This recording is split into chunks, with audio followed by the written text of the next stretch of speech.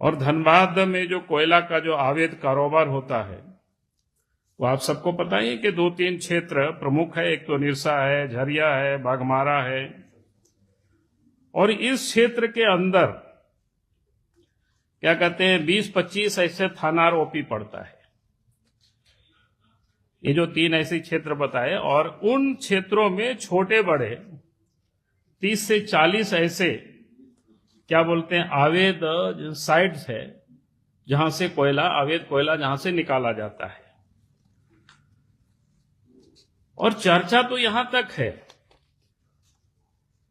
कि भाई चर्चा है साइट को प्राप्त करने के लिए, जो हमने कहा कि 30-40 जो साइट है इन सारे इलाकों में धनबाद जिला में, उन साइट को प्राप्त करने के लिए लोग चर्चा है कि भाई हाउस से परमिशन आवश्यक होता है। अब हाउस आप लोग पूछेंगे भाई कौन सा हाउस, आप सब लोग उसको पता करना। और ये चर्चा है कि भाई हाउस से परमिशन होता है। हाउस से परमिशन, जब हाउस से सीधा एसएसपी को टेलीफोन जाता है और तब फिर वो अप्रूव होता है। यानी काम किसको दिया जाए उसका अप्रूव होता है। अप्रूव होने के बाद भी एडवांस के रूप में लोग कहता है कि 1 करोड़ रुपया जमा करना पड़ता है और उसके बाद साइट अलॉट होता है। वो एडवांस के रूप में, जिसको बोलते हैं ना, कहीं देहाती शब्दों में कहते हैं पगड़ी, कहीं कुछ लेवी या इस टाइप के लोग बोलते हैं, तो देना पड़ता है। और उसके बाद उनको उस क्षेत्र में लगा दिया जाता है। जो आपको हमने कहा कि 30-40 जो साइट है उसमें से, और उन क्षेत्रों से प्रतिदिन